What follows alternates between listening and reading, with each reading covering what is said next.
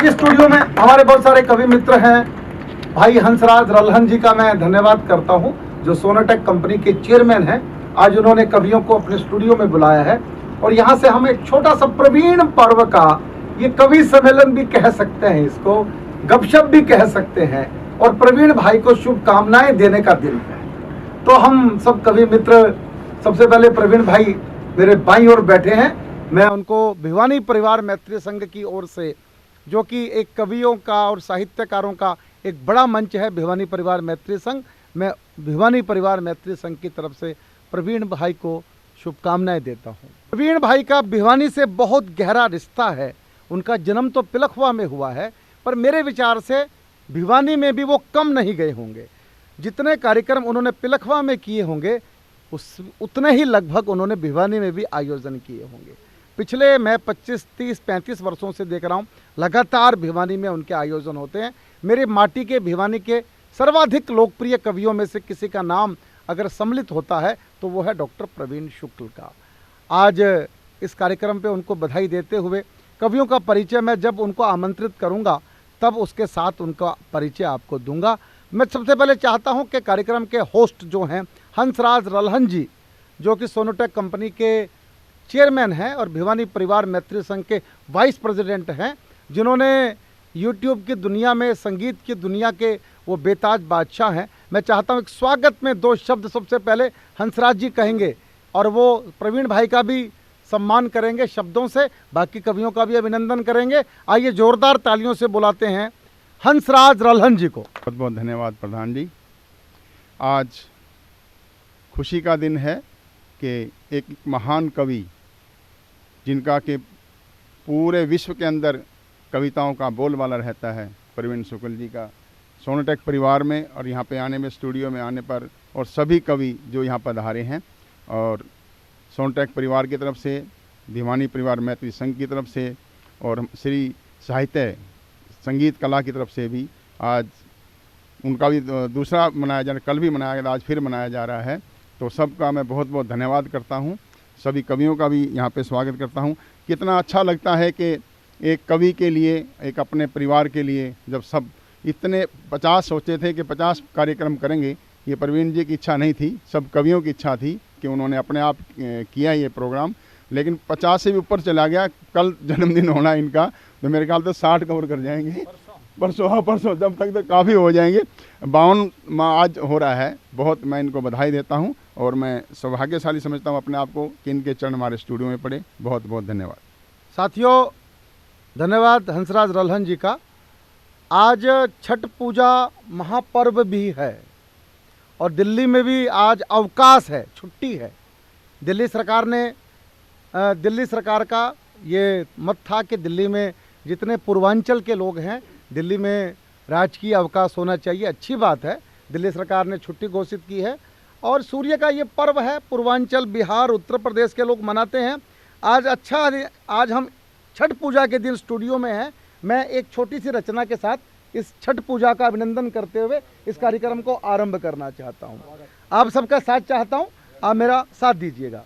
पूर्वांचल त्योहार हमारी छठ पूजा, सूर्य देव जयकार हमारी छठ पूजा, नदी किनारे अर्घ चढ़ाने जाता है मिलजुल कर परिवार हमारी छठ पूजा। छठ मैया को नमन और वंदन मेरा, छठ मैया को नमन और वंदन मेरा, नारी का सत्कार हमारी छठ पूजा। भारतीय शाश्वत संस्कृति सा फैल रहा यूपी और बिहार हमारी छठ पूजा। मैंने अमेरिका में भी देखा, वहाँ भी छठ पूजा लोग उसी उत्साह के साथ मनाते हैं। पूरी दुनिया का त्यौहार छठ पूजा हो गया है। तब बोलता हूँ, कंद मूल फल सूप सजाकर होता है माता का श्रृंगार हमारी छठ पूजा। और घर आंगन और घाट घाट भी संवर रहे, घर आंगन और घाट घाट भी संवर रहे, शुद्ध भाव साकार हमारी छठ पूजा।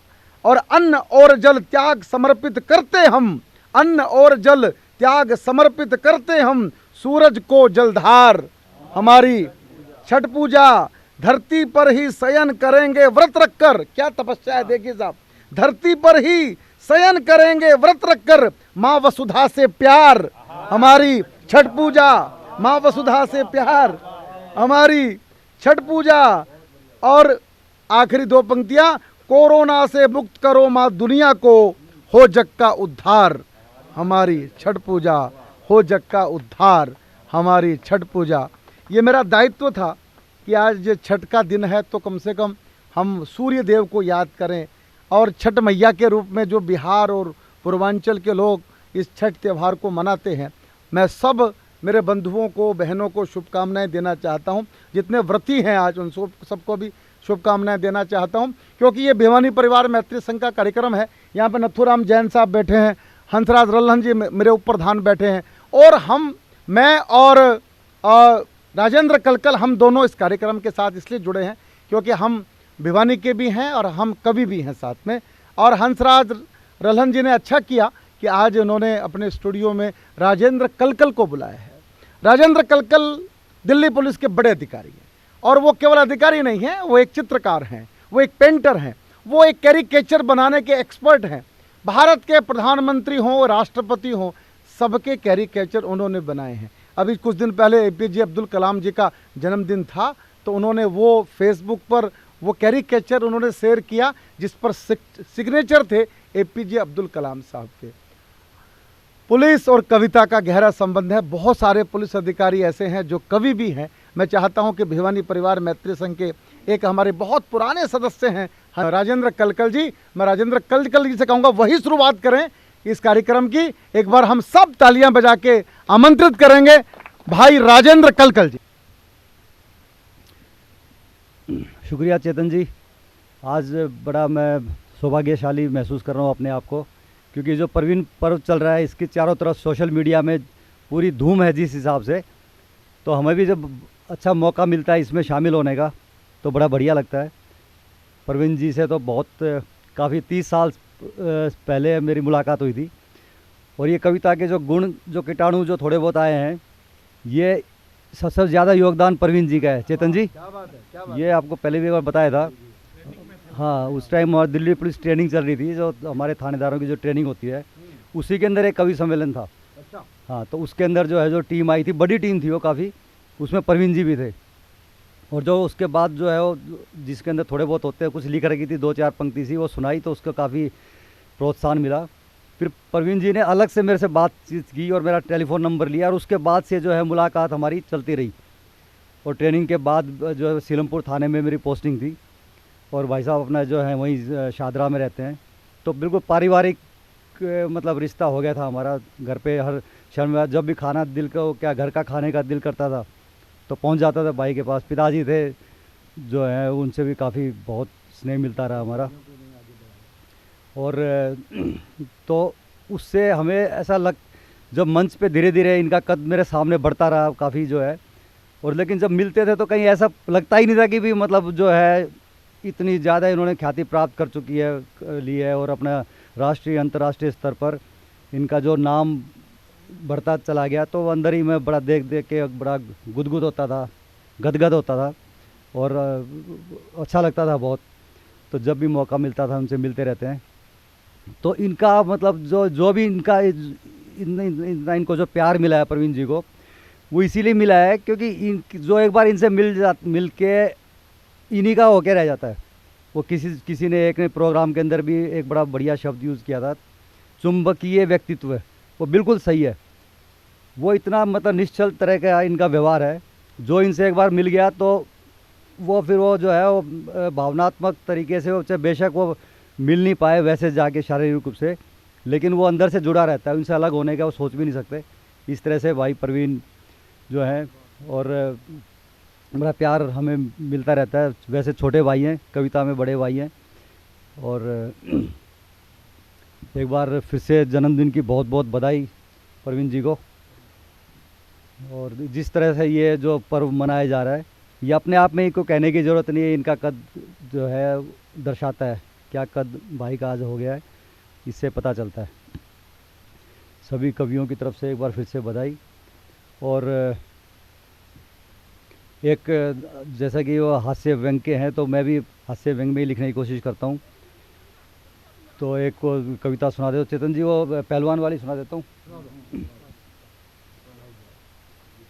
एक बार होली पे कुश्ती को एक इनामी दंगल हो रहे थो, जिसमें एक 7.5 फुटो छज्जू पहलवान एक एक ने पटक पटक कर धो रहे थो।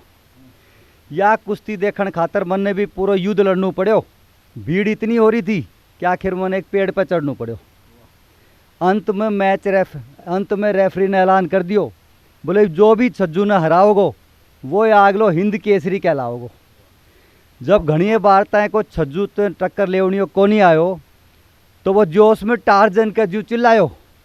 इतनी ऊंची धाड़ सुनकर मैं पूरा हिल गयो। हाथ से डालो छूटता है अखाड़ा में छज्जू के सामी गिर गयो। सब सोचा मैंने छज्जू को चैलेंज स्वीकार कर लियो, इसलिए लोग ने ताली पीट पीट का आसमान सिर पर धर लियो। एक बोलो जिस तरह इसने फिल्मी स्टाइल ते एंट्री करी है उससे साफ लाग रहा है यो आगलो हिंद केसरी है। या सुनकर छज्जू भी घबरायो और उसने सुखाहा शरीर में ग्रेट खली नजर आयो। वो मेरे दौरान आके बोलो डरतो बोलो भाई तू कौन सा अखाड़ा को पट्टो है। मैं बोलो मेरे पास तो लंगोटी भी कोनी, सिर्फ एक पट्टेदार कच्छो है। वो समझ गयो यो तो नकली है। फिर तो वो जबरदस्ती मेरा हाथ मिलाउन लग गयो और हंस हंस कर अपनी पीली पीली बत्ती सी दिखाउन लग गयो। या देख कर लोग सीटी बजा बजा कर बुरा हाल कर रहा था, क्योंकि वे तो एक भयंकर द्वंद युद्ध को इंतजार कर रहा था। रेफरी मैंने बोले तो वार में पहुंचते हैं अखाड़ा में थोड़ा बहुत हांड ले, उसके बाद अपना कपड़ा उतार कर लंगोट बांध ले। लंगोट बांध के तो मैं शर्म से जमीन में गड़ो जा रहे हो, क्योंकि लोग कुश्ती भूल गया, उन्हें तो मेरा शरीर देखने में मजो आ रहा था।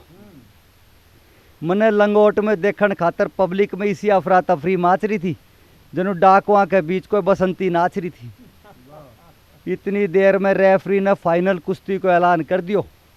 जब वो मेरा हाथ छज्जू तो मिलवा के पाछाना हाटन लाग्यो, मैं डर के मारे जोर जोर से कापन लाग्यो। मैंने इस पोज में देख के एक बार तो रेफरी भी डर रहे हो, उसने इसो लाग्यो जनु को हेलीकॉप्टर उड़ने की तैयारी कर रहे हो। फिर मैंने छज्जू ने डराउन खातर अंधेरा में तीर चलायो। मैं बोलो मेरे भीतर काली माई प्रवेश करने लाग रही है और दुश्मना को नाश करने खातर शरीर में जोश बन लाग रही है। या सुनकर छज्जू एकदम पाछाना हट गयो, उसको दिमाग 50-50 में बट गयो। मेरी बॉडी देख के तो उसको लड़न को जी कर रहे हो, पर वो काली माई का प्रकोप तो डर रहे हो। मैं सोचो मेरा आइडियो काम कर गयो। फिर तो मैंने रेफरी ते कह के काली माई को प्रसाद मंगायो और अपनी आंख बंद करके चुपचाप पद्मासन लगायो।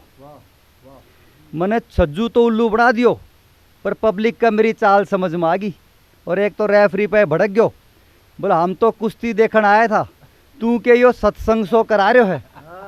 इसने ठाके छज्जू तो लड़ा दे, यो सबने बेवकूफ़ बना रहे है। या सुनता ही पब्लिक को सबर को बांध टूट गयो और छोटो बड़ो हर आदमी अखाड़ा में कूद गयो।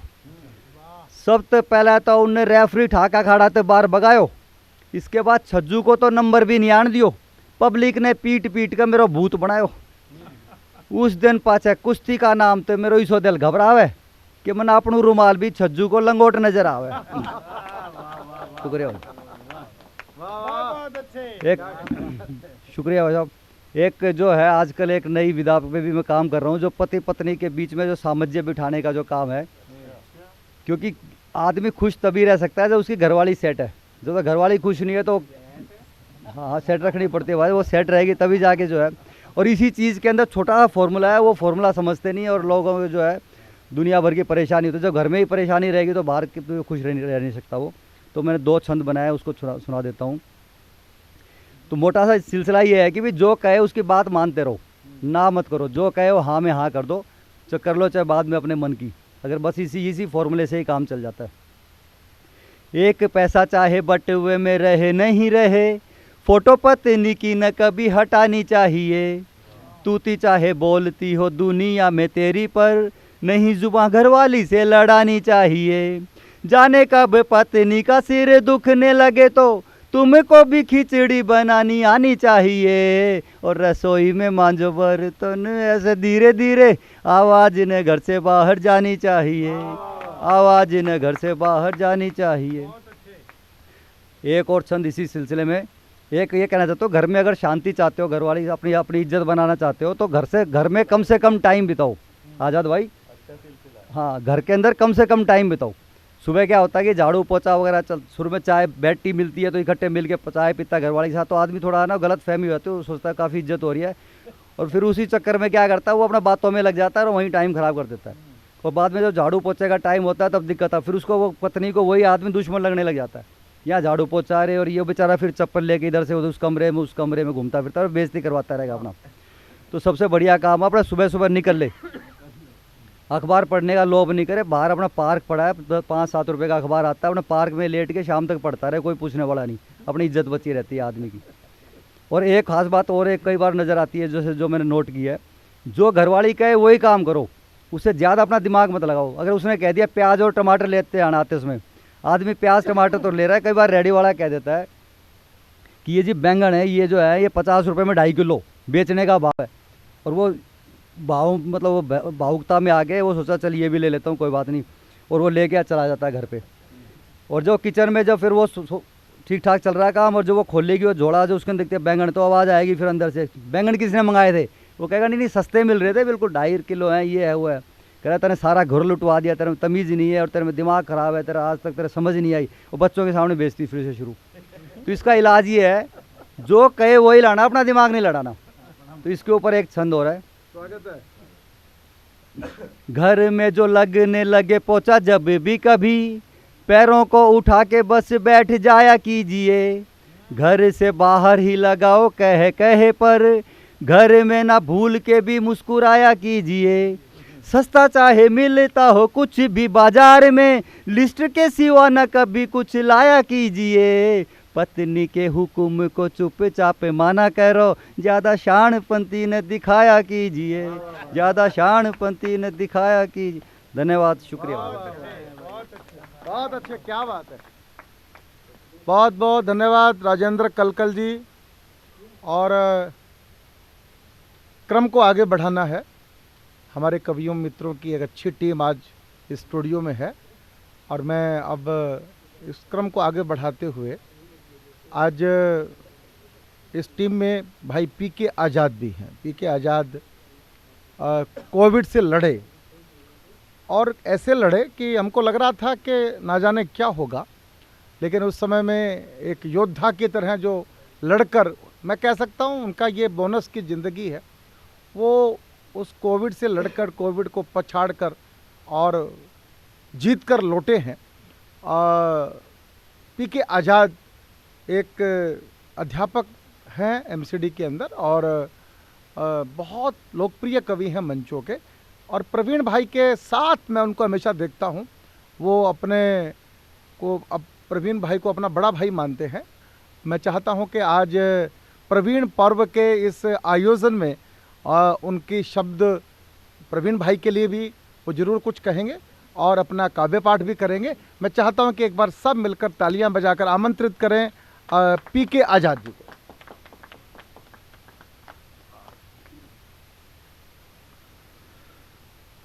माँ वीणा पाणी को नमन करते हुए मैं आभार व्यक्त करता हूँ, राजेश भैया ने मुझे मौका दिया,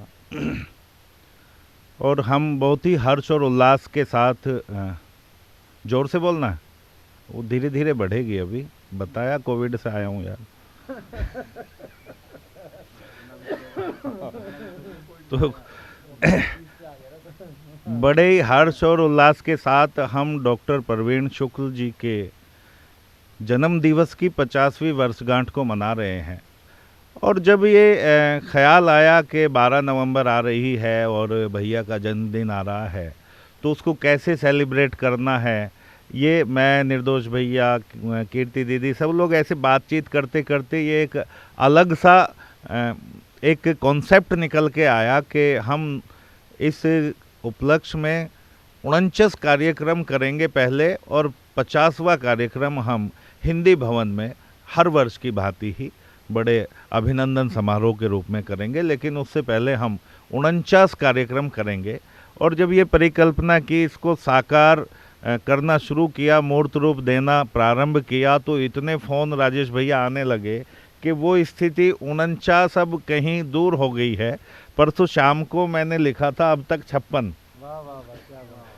तो परसों शाम से अब तक और भी कार्यक्रम बढ़ गए हैं, और मुझे लगता है ये संख्या कहीं ना कहीं 70-75 के आसपास रहने वाली है। तो ये मैं आपको बताना चाहता हूं कि ये डॉक्टर प्रवीण शुक्ल के प्रति लोगों का अगाध स्नेह है जो इन कार्यक्रमों के रूप में बोल रहा है। ये सिर्फ दिल्ली की बात नहीं है, राजस्थान हो, मध्य प्रदेश हो, उत्तर प्रदेश हो या हरियाणा हो, हर जगह से कार्यक्रम आयोजित किए जा रहे हैं। आज ये सोनोटेक कंपनी यूट्यूब चैनल के माध्यम से और भिवानी मैत्री परिवार संघ के माध्यम से ये 52वां कार्यक्रम आयोजित हो रहा है और मैं बहुत अभिभूत हूँ। मैं थोड़ा सा बताना चाहूँगा कि अब से करीब 27-28 साल पहले बड़ौत के कवि सम्मेलन को मैं सुनने जाया करता था राजेश भैया। मैं वहाँ पढ़ता था बड़ौत में। मैं वो कवि सम्मेलन रात भर सामने बैठ के सुना करता था।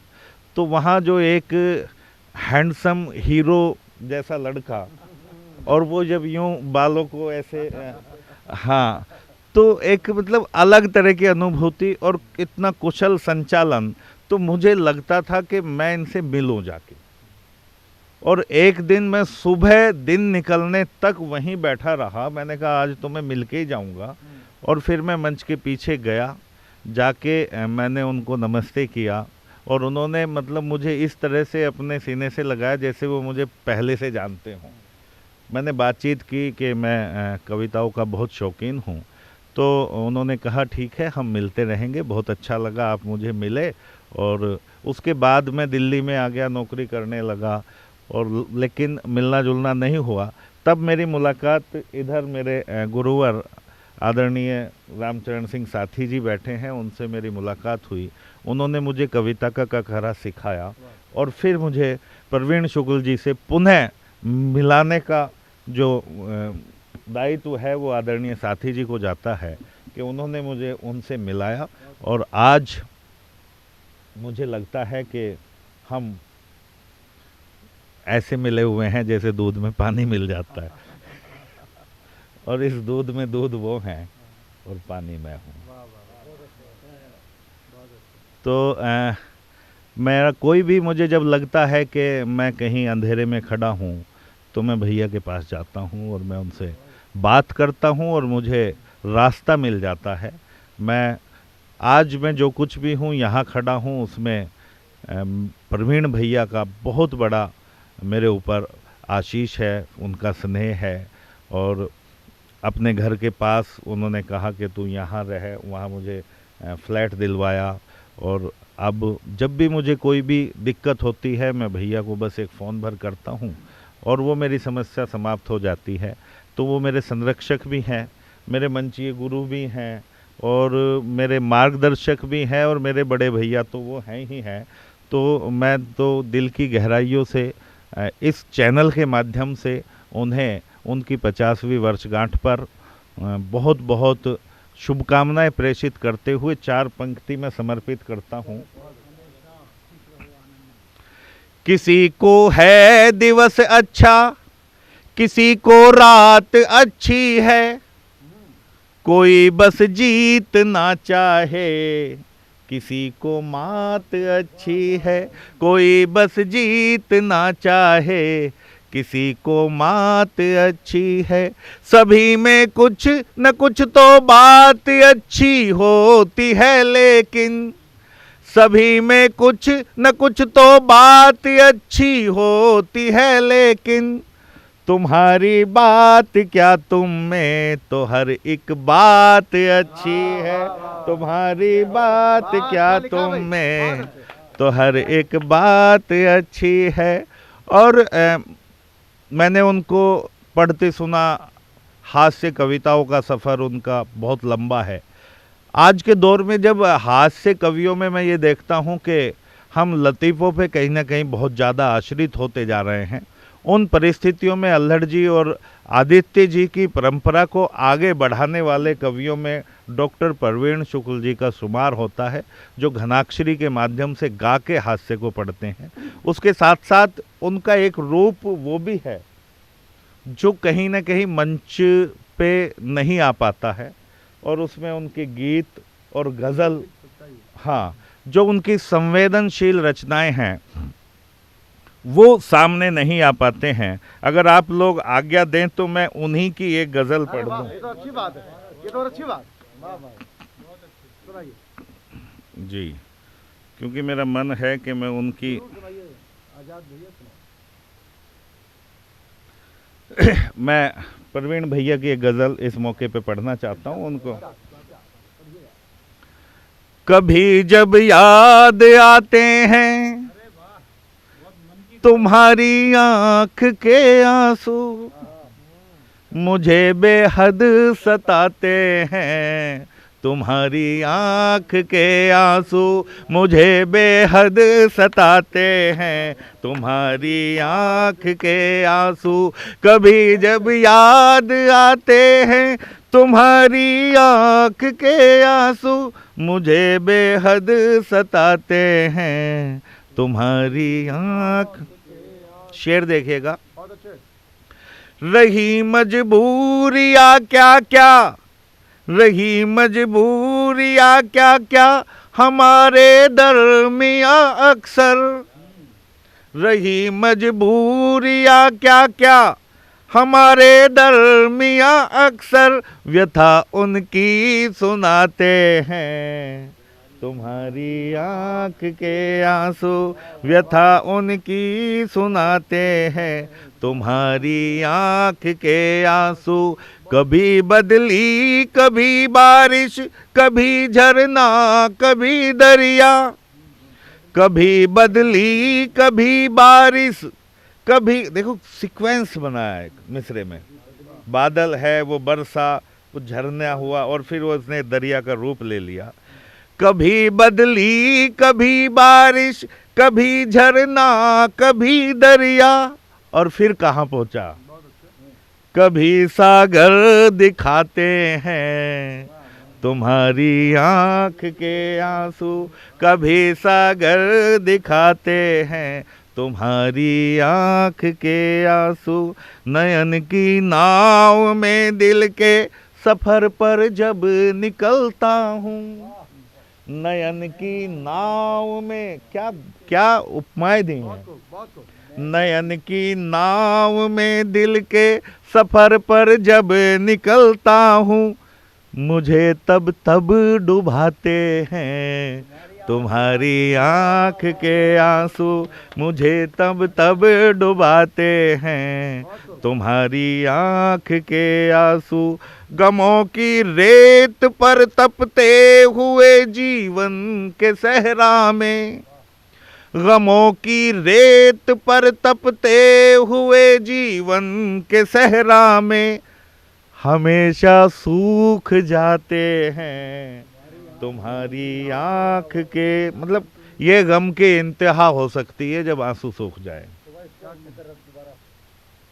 गमों की रेत पर तपते हुए जीवन के सहरा में, गमों की रेत पर तपते हुए जीवन के सहरा में, हमेशा सूख जाते हैं तुम्हारी आंख के आंसू, हमेशा सूख जाते हैं तुम्हारी आंख के आंसू।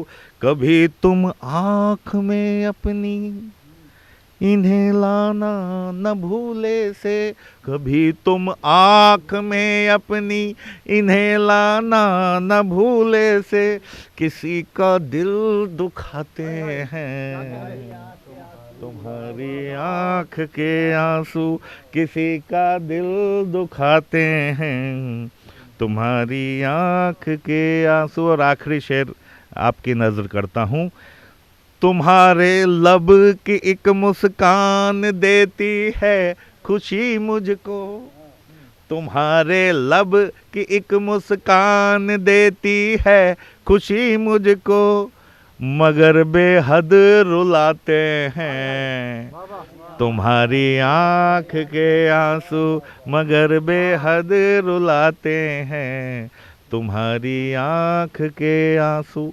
कहने को बहुत कुछ है मन में, लेकिन जब किसी बहुत अपने के लिए कुछ कहना हो तो बहुत कुछ होते हुए भी शब्द बोने हो जाते हैं। तो मैं सिर्फ यही कहते हुए कि मेरे बड़े भैया को बहुत सारी शुभकामनाएं, और हम जिस तरह से उनका ये स्वर्ण जन्मोत्सव मना रहे हैं, हम 25 साल बाद उसका हीरक और उसके बाद फिर क्या होता है वो प्लेटिनम, हाँ, वो भी मनाएं। भैया आप शतायु हों, स्वस्थ रहें और यूं ही हंसते हंसाते रहें। इन्हीं कामनाओं के साथ बहुत बहुत धन्यवाद। बहुत साधुवाद पीके आज़ाद भैया। ये 12 का जो अंक है, 12 जनवरी को स्वामी विवेकानंद जी का जन्मदिन होता है, और हम कवि कुल को ये सौभाग्य मिला है कि 12 नवंबर को इस देश के अंदर भाई डॉक्टर प्रवीण शुक्ल का जन्मदिन है। और जिन्होंने भी ये परिकल्पना की 50 कार्यक्रमों की, आप उनकी लोकप्रियता देखिए कि आज हम वो 50 का आंकड़ा पार करके 60 की तरफ, 75 की तरफ जाने का सब मित्रों ने कमाल कर दिया है। सारे दुनिया में हिंदी जगत के अंदर एक लहर है प्रवीण पर्व की। मैं उस व्यक्ति को बुलाता हूं जो भिवानी परिवार मैत्री संघ का वो उन पे कोई दायित्व नहीं है, लेकिन वो सब कुछ उनके ऊपर ही है। वो भिवानी परिवार मैत्री संघ के अडवाणी जी हैं। उनकी राय के बिना हमारे यहाँ कुछ नहीं होता। हमने उनको नाम दिया है बाबा। वो बाबा हैं, प्रधान से भी बड़े हैं। वो जो सोचते हैं हम वैसा कर देते हैं। बस वो हमको बता देते हैं कि मेरी इच्छा ये है, और उनकी इच्छा ही भिवानी परिवार के लिए आदेश होता है। और ना जाने कितने लोगों का देहदान, अंगदान, नेत्रदान वो करवा चुके हैं।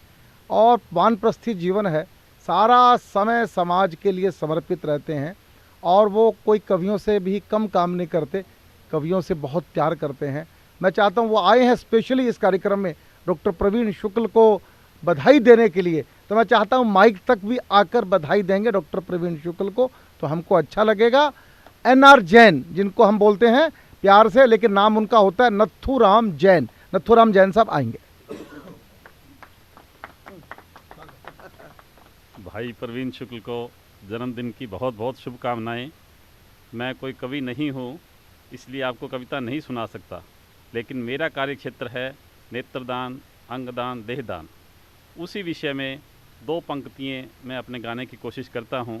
इसमें कोई त्रुटि हो तो सब लोग मुझे क्षमा करेंगे। वाह वाह वाह, क्या बात है। ये चिराग बुझ रहे हैं, ये चिराग बुझ रहे हैं, मेरे साथ जलते जलते, मेरे साथ जलते जलते, इन ज्योति को है बचाना, इस ज्योति को बचाना, जाने से पहले पहले किसी और को लगाना है, जाने से पहले पहले।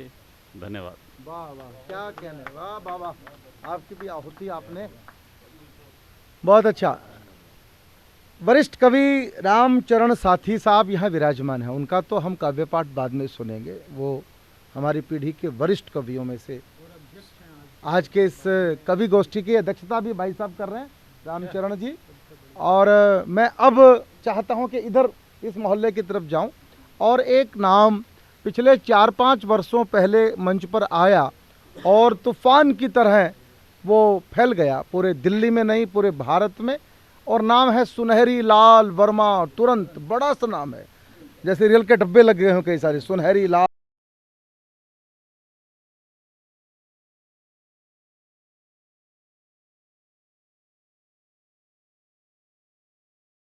जैसी विनम्रता कहीं मिलती नहीं है, और कमाल की विनम्रता है। और माइक पर आते हैं तो लगता है पता नहीं क्या बोलेगा ये आदमी, लेकिन धीरे धीरे जब गाड़ी शुरू होती है तो मंच लूट लेते हैं सुनहरी लाल वर्मा तुरंत।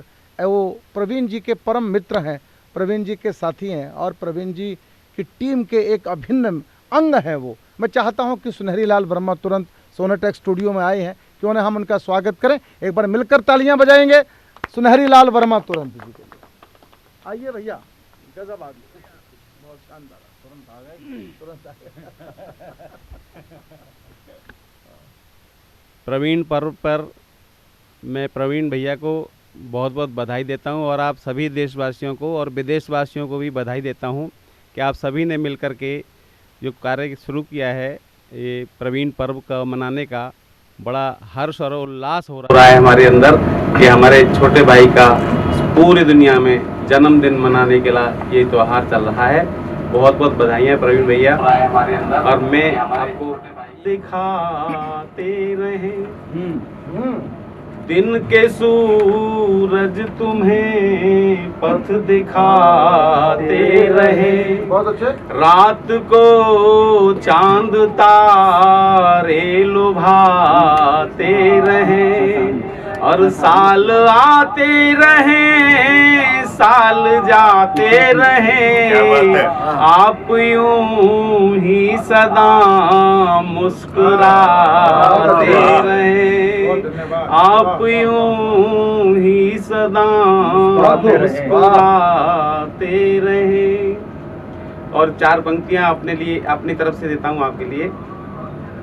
हम आपको कुछ भी नहीं दे सकते प्यार के अलावा, और वो प्यार जो है हमारे हृदय में स्थित है और उसे हम ही जानते हैं। लोग बहुत सारे तोहफे लेकर के आते हैं, वो हम कुछ नहीं ला पाए। लोग चांद तारे भी दिखाना चाहते हैं, हम चांद तारे ला के दे देंगे। तो मैं कहना चाहता हूँ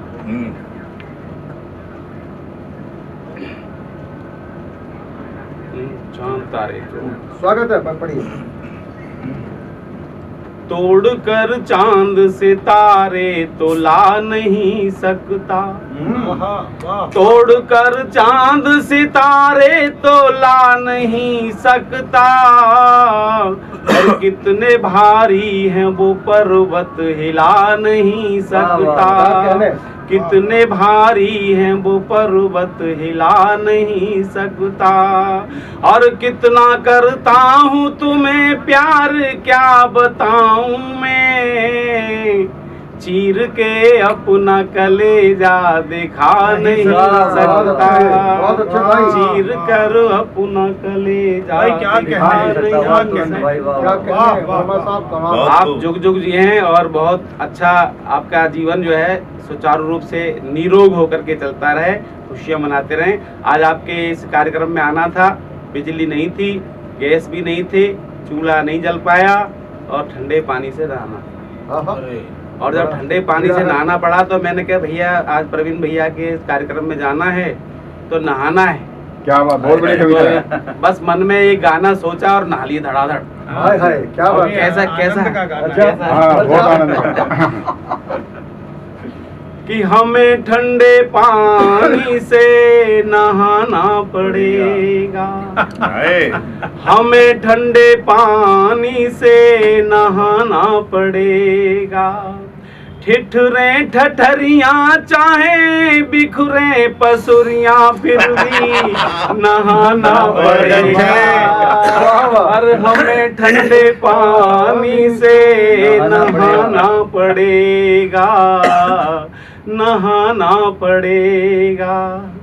ये उधर ठंडी ठंडी हवा चल रही है, उधर ठंडी ठंडी हवा चल रही है, इधर फेफड़ों की दवा चल रही है,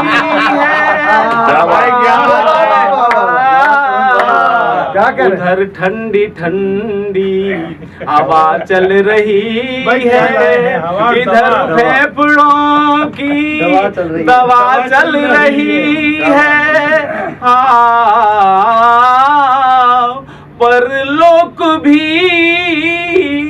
परलोक भी जाना पड़ा तो पहले नहाना पड़ेगा, और हमें ठंडे पानी से नहाना पड़ेगा,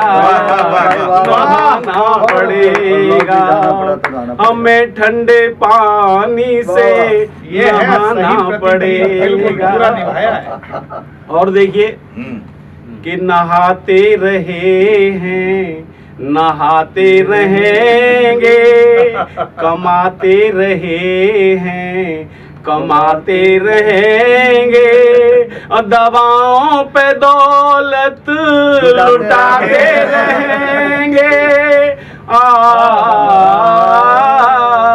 अस्पताल भी अस्पताल भी जाना पड़ा तो आके नहाना पड़ेगा, और हमें ठंडे पानी से नहाना पड़ेगा, नहाना पड़ेगा, और जो वादा किया वो निभाना पड़ेगा।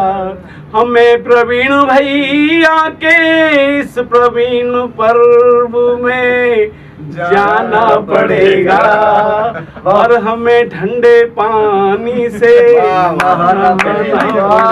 बहुत बहुत बधाई भाई, कमाल है भैया, वाह, क्या गीत लिखा है यार, जोरदार, मजा आ गया। हाँ मुझे बुलाओ ना, अच्छा मुझे भाई बहुत बहुत बधाई आदरणीय तुरंत जी, आपने जो भैया हो गया। तुरंत आए और तुरंत गीत सुनाया नहाना पड़ेगा, और अस्पताल की भी याद दिलाई, तो वहाँ से भी आके नहाना पड़ेगा। मुझे अपनी याद आ रही थी कि मैं 23 दिन बाद आके नहाया, 23 दिन तक मैं अस्पताल में बिना नहाए रहा। लीजिए मित्रों, मैं अब आमंत्रित करना चाहता हूं उनको जिन्होंने ये पूरी महफिल सजाई है और जो बहुत कुशलता से संचालन भी कर रहे हैं। मैं उन्हें भिवानी मैत्री संघ या राष्ट्रीय कवि संगम या संस्कार भारत, मतलब किसी एक संगठन के हों तो मैं नाम लूं गिनाऊं, वो पूरे भारत के ही नहीं अपितु सीमाएं तोड़कर जहां जहां हिंदी बोली समझी जाती है, राजेश चेतन जी का नाम वहाँ होता है, और वहाँ उन्होंने कविताएं सुनाई हैं। मेरे बहुत ही आदरणीय बड़े भाई जिनसे मुझे बहुत कुछ सीखने को मिलता है। मैं चाहता हूँ कि उन्होंने हम सबको यहाँ बुला के और ये मौका दिया प्रवीण पर्व के इस अवसर पर। से प्रवीण भाई के मेरा संपर्क और परिचय है, मित्रता है। बहुत सारे कवि सम्मेलनों की बातें मेरे को याद है। अब समय नहीं है, वो सब चर्चा किसी और अन्य दिन करूंगा आप लोगों से। पर प्रवीण भाई में जो खूबियां हैं, मैं एक बात बहुत ईमानदारी से बोलता हूं कि इस हमारे कवि कुल में टिप्स पर ऐसे लोग हैं प्रवीण भाई के जैसे, जिनकी साधना, जिन्होंने कलम उठाई तो ऐसा लिखा कि साहित्य में जिसका मूल्यांकन होता है। उन्होंने डॉक्टर अशोक चक्रधर, कुंवर बेचैन जी के साथ मिलकर अपना पीएचडी भी किया। डॉक्टर प्रवीण शुक्ल हो गए वो, और बड़े बड़े प्रकाशकों से आपकी पुस्तकें प्रकाशित हुई। प्रवीण भाई एक कुशल मंच संचालक हैं, एक बड़े हस्ताक्षर हैं, और सबसे बड़ी बात है कि वो बड़े इंसान हैं। कवि कुल में जब भी कोई संकट आता है तो सबसे पहले किसी का फोन अगर मेरे पास आएगा तो वो डॉक्टर प्रवीण शुक्ल का फोन होता है। राजेश भैया, अपने परिवार में ये दुर्घटना हो गई है, आइए संभालते हैं इसको। तो वो हमेशा चट्टान की तरह खड़े रहते हैं इस परिवार के साथ, इस कुल के साथ। मुझे इस बात का गर्व है कि मैं प्रवीण का बड़ा भाई हूँ। मैं एक कविता पढ़ना चाहता हूँ, एक गजल कहता हूँ। कारण यह है कि प्रवीण और राजेश चेतन ये आखिरी पीढ़ी है, ये आखिरी पीढ़ी है जिसने बैलगाड़ी भी देखी है और रॉकेट भी देखा है। हमारी पीढ़ी के बाद जो पीढ़ी आएगी उसने बैलगाड़ी जाके चौखी ढाणी में पैसे देके देखी होगी। सही बात। उसने बैलगाड़ी में बैठना नहीं उसको नसीब हुआ होगा। ये आखिरी पीढ़ी है जो यहाँ बैठी है, जो बैलगाड़ी भी देख सकी और रॉकेट को भी देख सका। एक छोटी सी कहानी सुनाता हूँ इस गजल की भूमिका में, कि वो रॉकेट और हवाई जहाज दोनों आकाश में उड़ रहे थे। एक समय ऐसा है कि दोनों साथ साथ चलने लगे, तो हवाई जहाज बोला रॉकेट से, जल्दी क्या है, आराम से चाय पे चर्चा करते हुए चलते हैं। रॉकेट का उत्तर सुनना। रॉकेट बोला, जिसकी पूंछ में आग लगी हो ना उसको तो दौड़ना पड़ेगा, तुम आराम से आना चाय पीते हुए, मैं चल रहा हूँ। तो इतना फर्क है। तो इस पीढ़ी ने, प्रवीण शुक्ल की पीढ़ी ने क्या क्या खोया है, क्या क्या देखा है, मैं एक विवेचन आपके सामने रख रहा हूँ। मंच का साथ चाहिए। गिल्ली डंडा पतंग उड़ाना देखा मेरी पीढ़ी ने, गिल्ली डंडा पतंग उड़ाना देखा मेरी पीढ़ी ने, यार दोस्तों से बतियाना देखा मेरी पीढ़ी ने, तकती पोती कलम चलाई और स्लेट पर खूब लिखा, मास्टर जी से डंडे खाना। देखा मेरी पीढ़ी, क्या बात है। मास्टर जी से डंडे खाना देखा मेरी पीढ़ी ने। पोस्ट कार्ड, अंतरदेशीय चिट्ठियां, मनी ऑर्डर उतार, ये शब्द अब खत्म हो गए हैं। हाँ जी बिल्कुल। पोस्ट कार्ड, अंतरदेशीय चिट्ठियां, मनी ऑर्डर और तार, डाकिये का आवाज लगाना देखा मेरी पीढ़ी ने।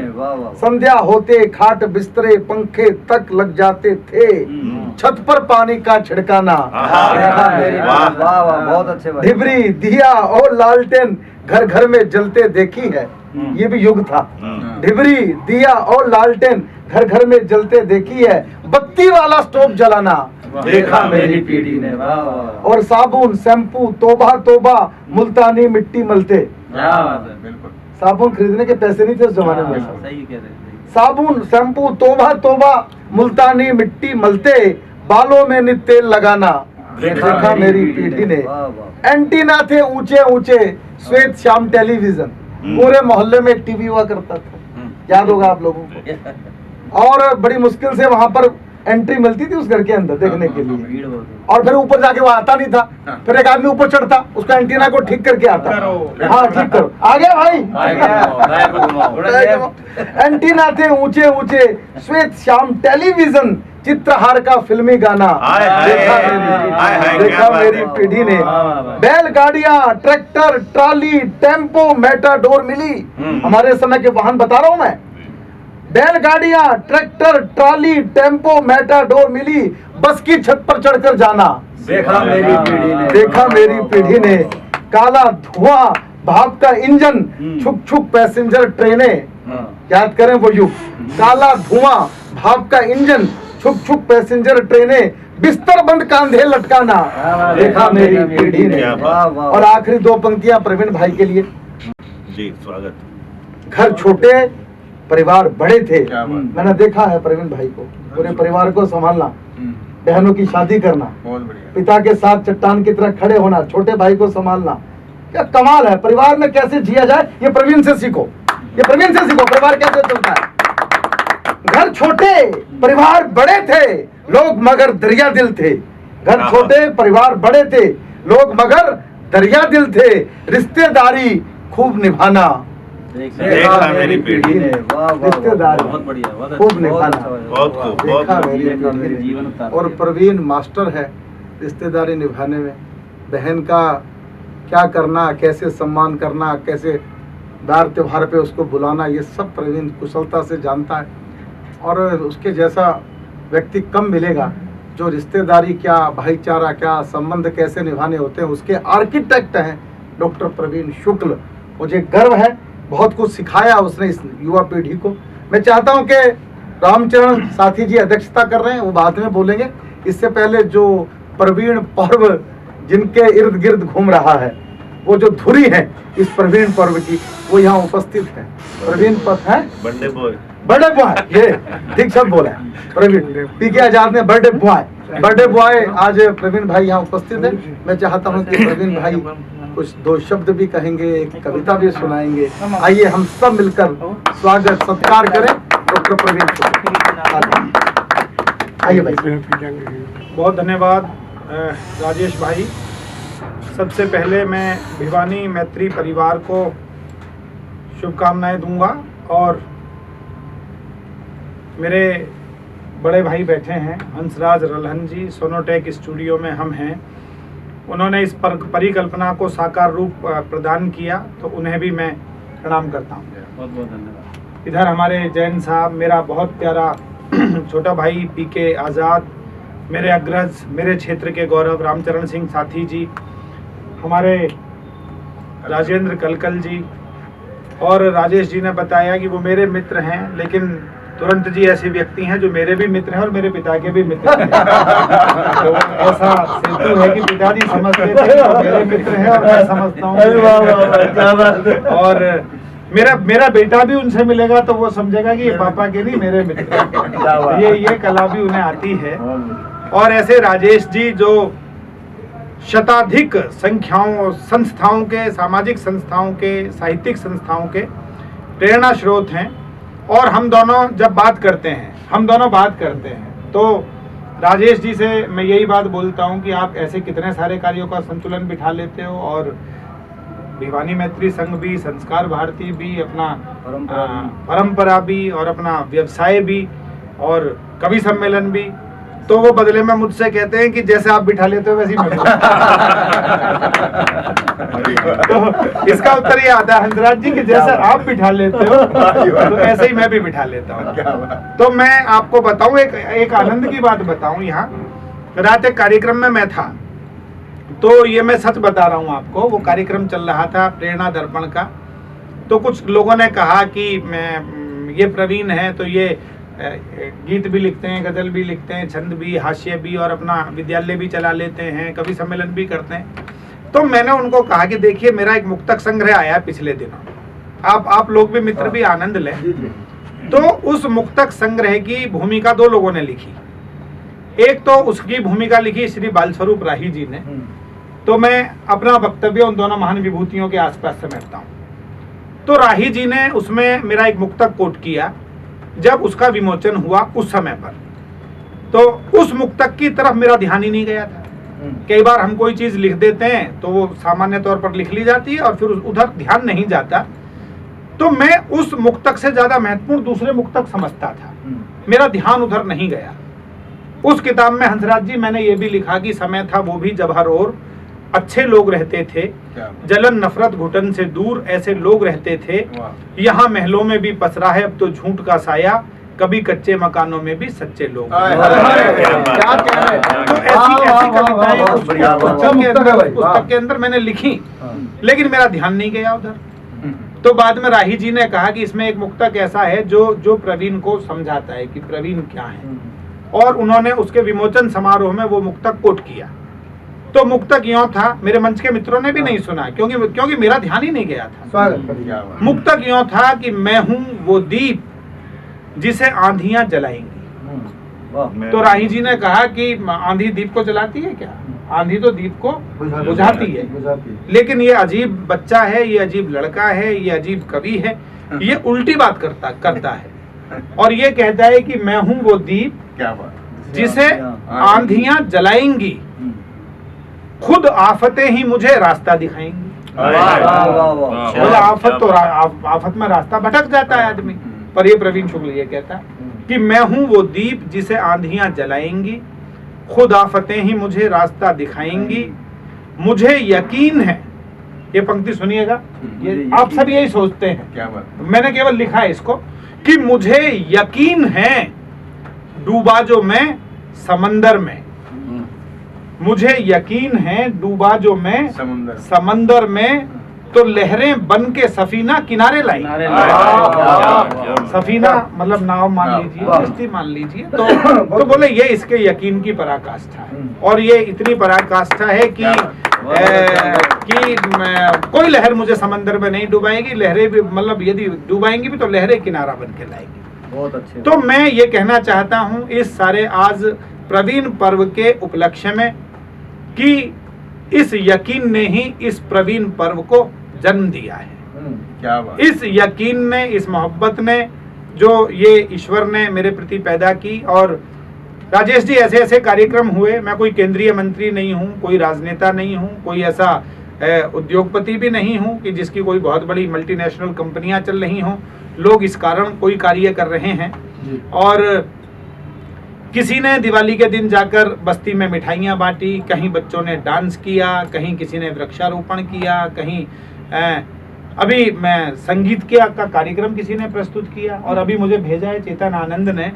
तो एक संस्था है, मैं कलरव संगीत महाविद्यालय चलता है, तो वह छोटे छोटे बच्चों ने मेरी बहुत सारी कविताओं की कंपोजिशंस बनाई, वो उन्होंने उस रूप में प्रस्तुत किया। आज भारत माता मंदिर में कार्यक्रम है एक, वहाँ जाना है मुझे। तो अरविंद जी इस बात पर अड़े थे कि 51वां जन्म दिवस आपका 50 पूरा हुआ है, तो हम 51 दीपक जलाएंगे और उत्सव के रूप में आपके जन्मदिन को सेलिब्रेट करेंगे। तो मैं ये कहूँगा कि बस ये मोहब्बत है, ये प्यार है, इसमें मेरा शायद कुछ भी नहीं है। ये केवल मेरे गुरुओं का, गुरुजी का मुझ तक पहुँचाया हुआ संस्कार है।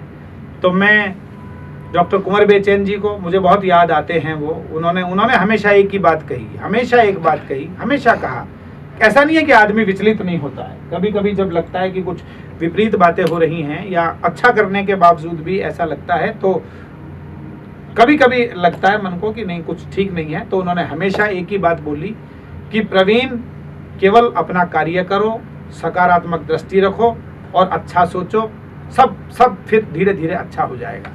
तो ऐसे मेरे गुरुजी और तमाम लोग जिनसे जीवन में सीखा, अब वो बात छूट गई, वो बात जब फ्लो में बोलता हूँ। और ये भी है, मैं तमाम लोगों को भी कहता हूँ, सब जानते हैं, मैंने कई शहरों में 100 बार संचालन किया।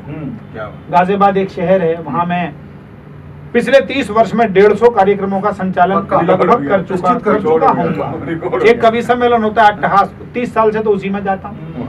लेकिन राजेश जी, आज तक वो आदमी नहीं मिला जो ये कहे कि आपके संचालन को सुनने के बाद, आपकी कविताएं सुनने के बाद हमें लग रहा है कि आप पुराना सुना रहे हैं।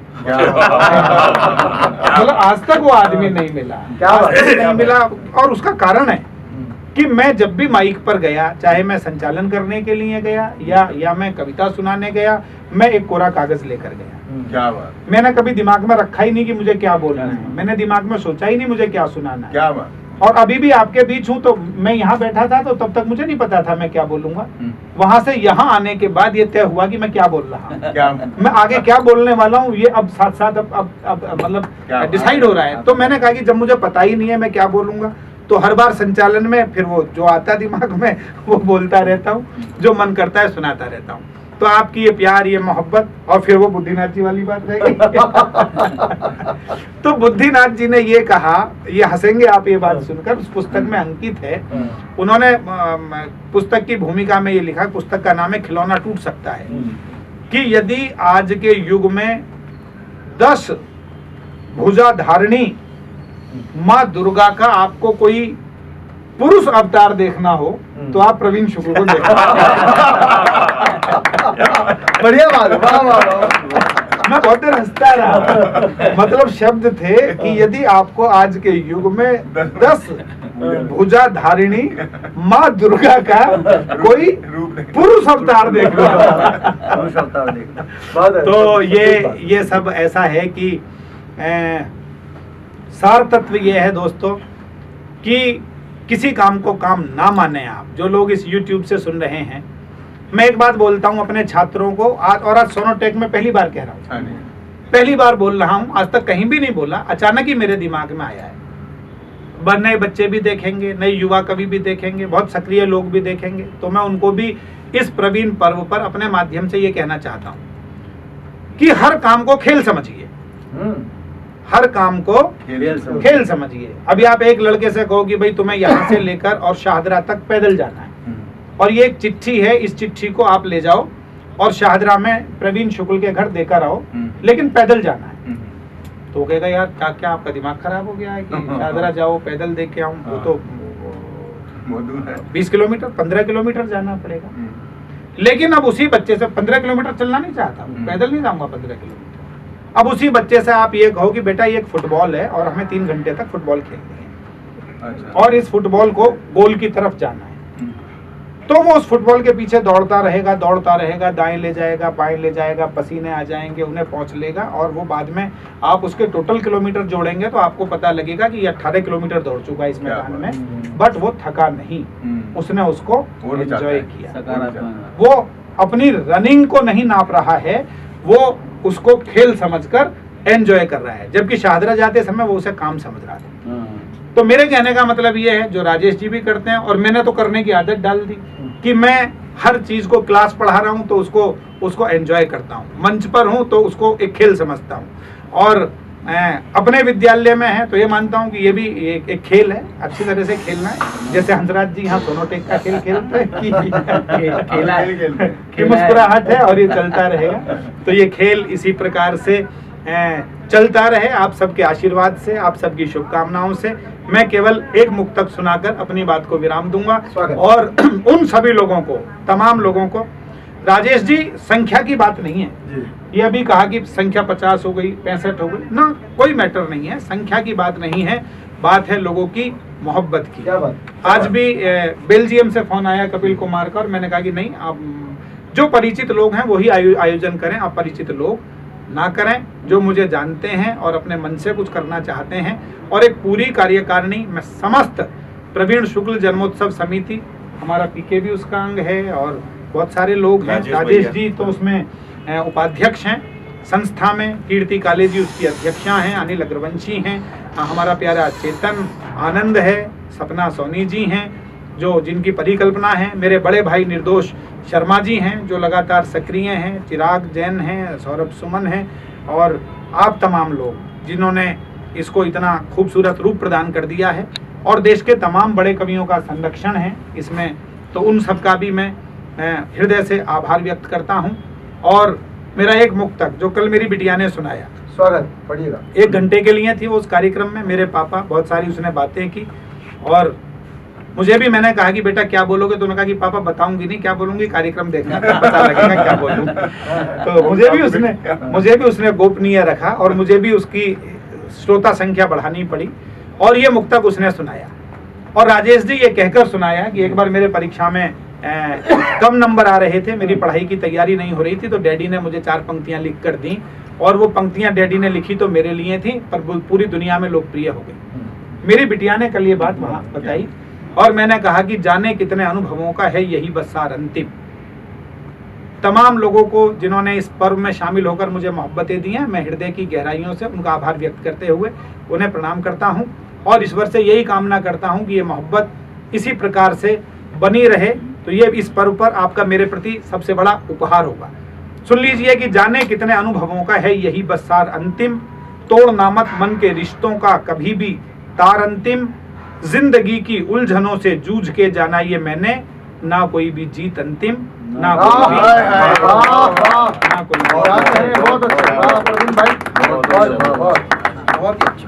बहुत बहुत साधुवाद डॉक्टर प्रवीण शुक्ल को। और सोनोटेक स्टूडियो में अब हम समापन की तरफ बढ़ रहे हैं, और इस प्रवीण पर्व के उत्सव का ये जो चल रहा है सोनोटेक स्टूडियो में, इसकी जो अध्यक्षता कर रहे हैं वो है रामचरण सिंह साथी। रामचरण सिंह साथी जी से मेरा परिचय बहुत पुराना है, और वो भी अध्यापन के क्षेत्र से जुड़े हुए हैं और बहुत लोकप्रिय हैं अध्यापन के क्षेत्र में भी, कविता के साथ साथ में। और मेरा सौभाग्य है कि आज सोनोटेक स्टूडियो में आप पधारे हैं। मैं चाहता हूं कि वो भी प्रवीण जी के साथ उनका बहुत पुराना संबंध है, बहुत बातें जानते हैं प्रवीण जी के बारे में वो। मैं चाहता हूं कि अंत में वो अपना अध्यक्षीय उद्बोधन भी रखें, अपना काव्य पाठ भी रखें। मैं बड़े आदर और मान और सम्मान के साथ बुलाना चाहता हूं आदरणीय रामचरण सिंह जी साथी को। धन्यवाद भाई राजेश जैन जी। इस कार्यक्रम के अंतिम कड़ी के रूप में मैं आपके समक्ष हूँ। प्रवीण पर्व, जैसा कि आप सब जानते हैं, ये पहली बार ऐसा हो रहा है कि किसी कवि के लिए जन्मोत्सव तो बहुत लोगों का मनाया जाता रहा है, लेकिन प्रवीण पर्व बनाया गया है इसको। ये बड़ी ही बहुत किस्मत वाले हम मानते हैं प्रवीण भाई को कि ये ऐसा हो रहा है और आपके समक्ष हो रहा है, बल्कि आशा से भी कहीं अधिक आगे जा कर के हो रहा है। 50 का रखा गया था लक्ष्य, जब भी ऐसा लग रहा था कि 50 कार्यक्रम हो जाएंगे, लेकिन ये तो 60-75 तक जाने लग रहे हैं, और ये सब आप लोगों का सबका प्यार है। मैं कहना चाहता हूँ कि प्रवीण से, जैसा कि राजेश भाई ने बताया, कि वास्तव में बहुत पुराना रिश्ता है, और रिश्ता इतना ही पुराना है जितने, जैसे सुनेलाल तुरंत जी को कह रहे थे, मेरे साथ भी वही बात है। मैं ब्रज शुक्ल घायल जी का छोटा भाई रहा, प्रवीण का बड़ा भाई हूँ। हमें पता नहीं लगता कि हम किधर हैं। तो चाचा हो गए। नहीं, चाचा किसी ने नहीं आज तक, ना चाचा मैंने उनको कहा कभी, ना ये चाचा कहते हैं। बस ये है कि बड़े और छोटे का भाई का रिश्ता होता है। उतना ही छोटा मैं उनसे था, उतना ही बड़ा मैं प्रवीण से हूँ। 15 साल बड़ा हूँ मैं प्रवीण से, और उतना ही उनसे मैं छोटा था। तो ये बीच में रहा मामला। लेकिन एक बात और है, प्रवीण के बारे में जो आकलन कर, हर आदमी आकलन करता है, चाहे वो कहीं बोले ना बोले। प्रवीण के बारे में आकलन मेरा तो ये है कि रिश्ते बनाने जानता है और रिश्ते निभाने जानता है। वाह वाह, सच्चाई। रिश्ते बनाने जानता है, रिश्ते निभाने जानता है। परवीन प्रवीणता से दिल में उतरना जानता है। क्या बात ये निभाना, रिश्ते बना तो कोई भी लेता है, रिश्तों का निभाना बहुत मुश्किल बात है, लेकिन परवीन रिश्ते निभाने जानता है। और एक बात परवीन के बारे में और मुझे लगती है कि परवीन सीखता है और परवीन सींचता है। क्या कह रहे हैं? सीखता है बड़ों से, सीखता है छोटों क्या बात से। है। अभी देखिएगा, अभी पंचरत्न कार्यक्रम होने जा रहा है। सींचने का मतलब आप छोटे पौधों को सींचेंगे, आगे चल करके वो फल देंगे, वृक्ष देंगे, दूसरों की काम आएंगे।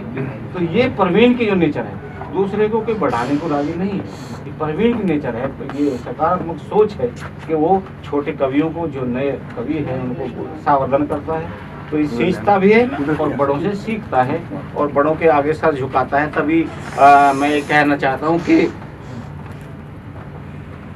आस में विश्वास में है, आस में है विश्वास में है, तू हमारे पास में है, हमारे पास में तू, आस में विश्वास में तू, और देखते ही देखते छा गया आकाश में। वाह वाह वाह, क्या कह रहे हैं? देखते बस छा गया आकाश में। क्या बात है। साहित्य प्रेमी मंडल से मेरा भी 30-35 साल का रिश्ता है, साहित्य प्रेमी मंडल से। और मैं कहूँ तो आज मैं सोच रहा था, परवीन ने वास्तव में आखिरी तक गाड़ी में भी नहीं बताया कि आज करना क्या है, बस सुबह कह दिया 1 घंटे पहले क्या चलना है। हम तुरंत भी ऐसे आए हैं, वो तो हम कर लेते हैं, तो विश्वास करता है कि जहाँ खड़े कर देंगे ये कर लेंगे। बिल्कुल नहीं बताया, जबान खोली नहीं कि करना है। मुझे 1 घंटा 2 मिनट पहले इन्होंने बताया था कि आना है। तो अब यहाँ आकर के पता चला और मुझे अध्यक्षता करनी पड़ेगी। तो ये खैर ये सम्मान है इनका, ये प्यार करते हैं और विश्वास भी करते हैं। लेकिन आज मेरा मन ये है, मैं यहाँ बैठे बैठे सोच रहा था कि 35 साल पहले जब मैं साहित्य प्रेमी मंडल से जुड़ा, घायल जी करते थे, परवीन छोटा था। परवीन को तो हमने छोटे से बड़े होते देखा है, सब कुछ देखा है, कैसे कैसे आकाश तक पहुँचा है, सब कुछ देखा है। लेकिन मैं भी जब साहित्य प्रेमी मंडल से जुड़ा तो 1-2 कार्यक्रम में ही मैं गया था, गोष्ठी में जाकर के। एक बार उन्होंने, घायल जी ने मुझे मेरा नाम रख दिया बड़े कवि सम्मेलन में, उसका मालवीय जी की जयंती के उपलक्ष्य में कार्यक्रम था, तो और बड़ा अच्छा कार्यक्रम मुझे रख दिया। तो मेरे पास उस समय, मैं ईमानदारी से आज कहता हूँ कि मेरे पास एक कविता थी, सिर्फ एक कविता थी।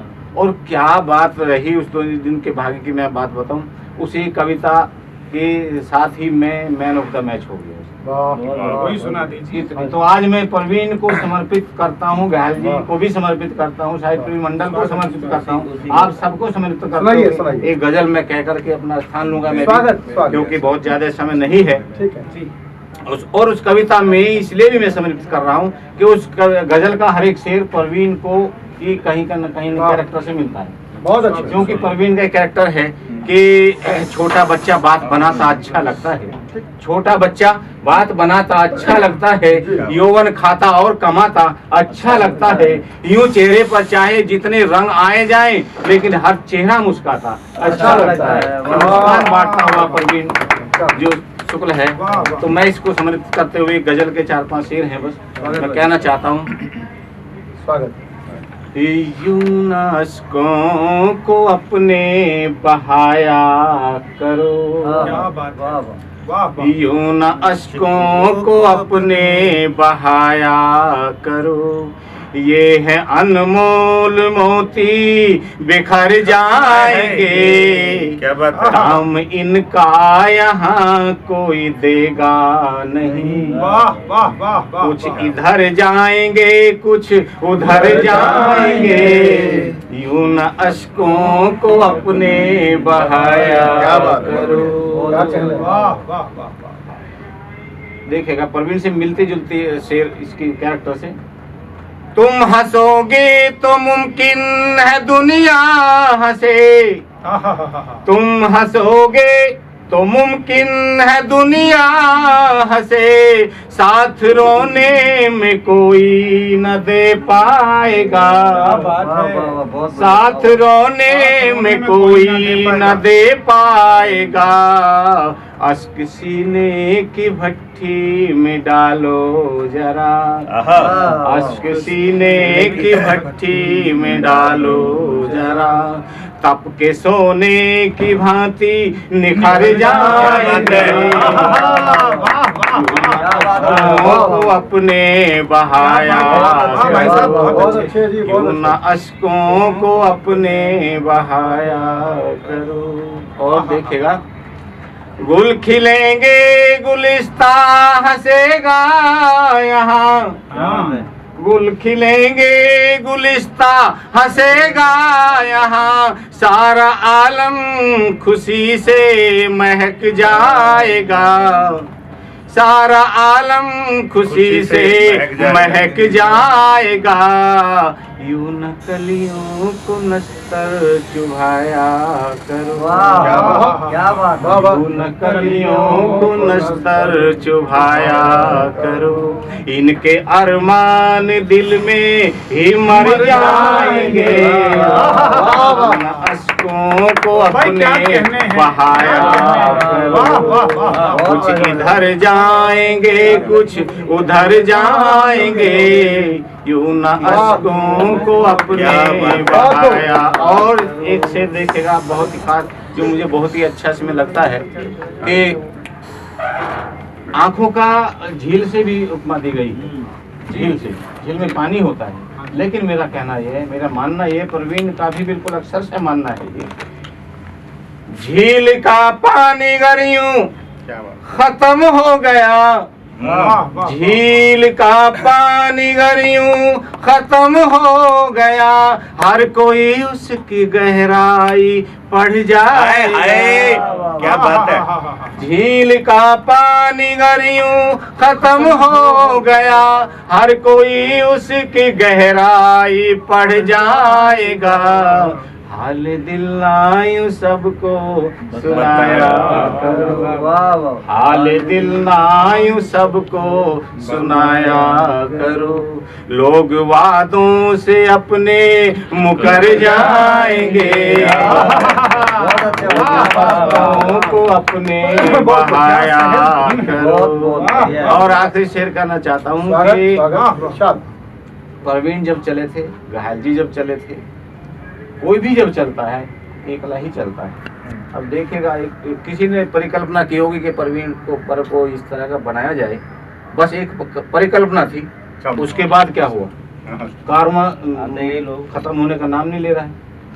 तुम अकेले ही चलने का साहस करो, तुम अकेले ही चलने का साहस करो, नेक राहों पे साथी भी मिल जाएंगे, तुम अकेले ही चलने का साहस करो, नेक राहों पे साथी भी मिल जाएंगे, प्यार थोड़ा सा दिल से लुटाया करो, प्यार थोड़ा सा दिल से लुटाया करो, सबके बिगड़े हुए दिल संवर जाएंगे, अश्कों को अपने बहाया करो, कुछ इधर जाएंगे कुछ उधर जाएंगे। बहुत बहुत धन्यवाद आप सबको, का भी, आप सबका भी। प्रवीण को पुनः बधाई। अभी तो बधाई प्रवीण को 2-3 दिन तक और लगातार देनी, अभी कार्यक्रम में और जाके देनी है, अभी कार्यक्रम है उसमें भी मेरी अध्यक्षता है। बहुत बहुत नमस्कार। जी जी, बहुत अच्छे, बहुत अच्छे और बहुत धन्यवाद, क्योंकि ये भिवानी परिवार मैत्री संघ की एक श्रृंखला चल रही है, आजादी के अमृत महोत्सव के 75 बूंदे, उसका ही एक अंग ये कार्यक्रम है। बहुत ही अच्छा काव्य पाठ किया रामचरण सिंह साथी जी ने। अब हम चाहते हैं कि हंसराज रल्हन साहब यहाँ पर उपस्थित हैं, सोनोटेक की ओर से एक एक उपहार, तोहफा, प्यार का प्रतीक जो चिन्ह है उनके हाथ में है, वो एक एक करके सबको देंगे और उधर से फोटो भी हम ले लेंगे साथ में। उस कोने से चलते हैं, मेरे ख्याल से पहले प्रवीण जी के हाथ से दिलवाएंगे। अच्छा, प्रवीण भाई के हाथ से दिलवाएंगे, ठीक है। हाँ, तो एक एक को यही बुला के देते हैं। मैं चाहूंगा सबसे पहले इधर से आप आइए, फोटो लेते जाओ भाई। सुनहरी लाल वर्मा तुरंत आप भी आ जाओ, साथ में दोनों आ जाओ। एक आप, अरे की बात है, मैं इधर खड़ा हूँ ना। आप लो, अब आ जाए राजेंद्र कलकल जी। राजेंद्र कलकल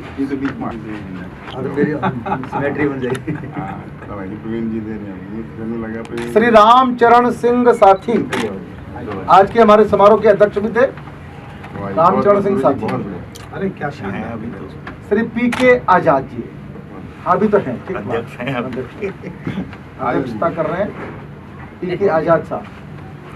अच्छा, प्रमोद हसन आए हैं, क्या बात, और सुशील गल्होत्रा जी आए हैं, मैं उनका दोनों का भी स्वागत करता हूँ। महेंद्र चावला भी है, कहाँ है? महेंद्र चावला भी बुला लो। इसके बाद उन्हें नीचे नहीं देंगे, नीचे दे देंगे। रघुराम जैन बुला ले भाई। मैं कभी छोड़ना अरे तो भाई आओ आओ सर, आ जाओ। माइक को थोड़ी पता है कि कभी है कोई आए तो आया माइक। आपने सुना है? अरे तो फोटो भी लेंगे। और कार्यक्रम के बहुत ही बेहतरीन संचालक मेरे बड़े भाई राजेश जैन चेतन जी को भी हम सम्मानित करेंगे इस मंच के माध्यम से, सोनोटेक चैनल के माध्यम से। डॉक्टर प्रवीण शुक्ल को कराओ पहले। और अब उत्सव पुरुष अच्छा, उल्टा हो जाए। डॉक्टर प्रवीण शुक्ल जी का सम्मान हम सब मिलकर कर रहे हैं। एक चित्र में सब एक लोग चित्र आए। में एक सारे ग्रुप फोटो आ जाओ प्लीज, सब आ जाओ, ग्रुप फोटो पूरा, पूरी टीम आ जाए, जो भी जितने भी उपस्थित हैं।